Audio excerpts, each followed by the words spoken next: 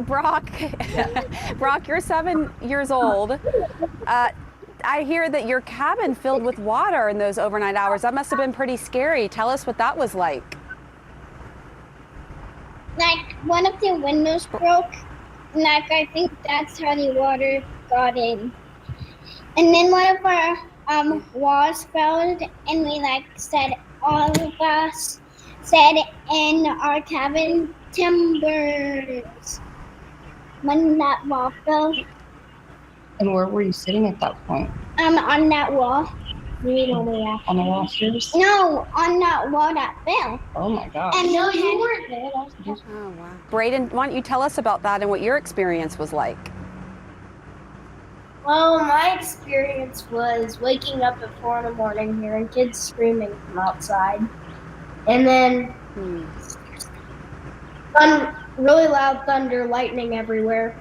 But my cabin didn't flood. I wasn't in the same cabin as Brock.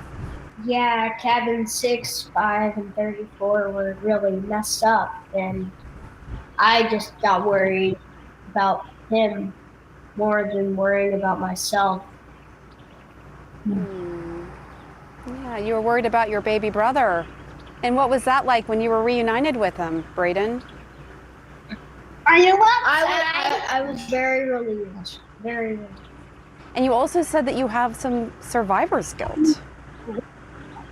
Yes, I do. I do have, when there's so much buildup to that moment of not knowing if or when you're going to see your sons, and then you finally get to put your eyes on them and hold them in your arms, you're overwhelmed with emotion and gratitude. But at the same time, I couldn't help but be hesitant, because I knew how many parents would not be able to hold their children that night, and maybe not be able to hold them again.